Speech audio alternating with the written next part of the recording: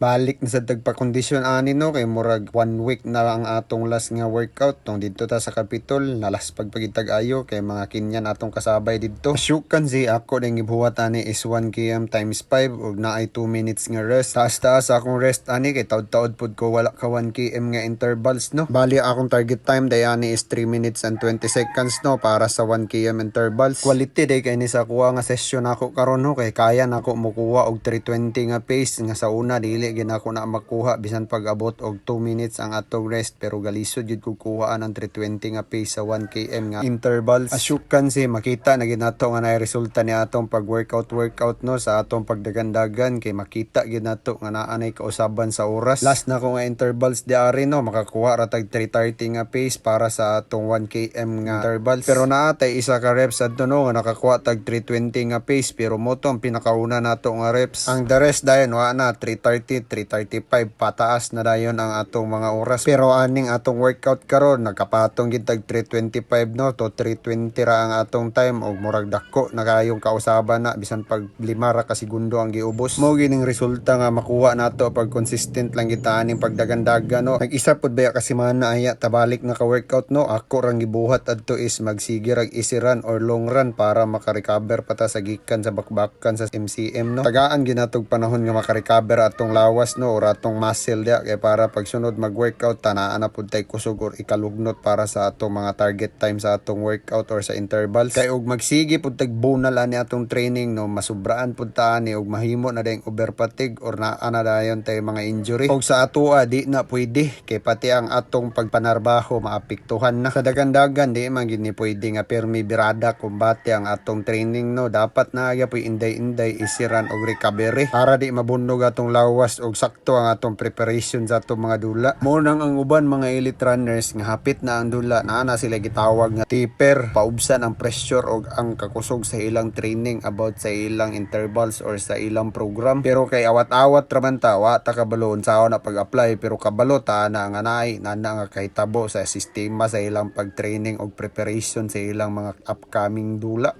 Asyukan si mo rin atong si Kanto Dalas nga reps sa 1 km no o grabe kita ka last pag dia no kay sakta na then pagkataod-taod naka-recover na ta balik na sa rin ta paubos ug muna ni atong last reps. Asyukan si kaning last reps na ko ako yung giset akong mind ug body diari nga makakuha ko og below 320 nga pace. Gaduha-duha ko ani kay murag sakit pagid kay akong ginhawa no kay sa 2 minutes dili gid enough para maka-recover ta og sakto para makuha ng target time nga atong gusto ubos 320 nga pace. Asyukan si inday-inday ra ginatanawon ang video nato di nga gadagan ta no pero grabe na ginakasakit sa akong ginhawa og below 320 gina siya nga pace no. Gipugos lang ginako nagkuha dira nga pace ang 320 below no kay para pang last blow nato ba. Hiner kita tanawon dia no pero 314 atong nakuha pinakakusog nga pace. Moubos gini atong time og lihukan lagi nato ba. Nahala lihok tao.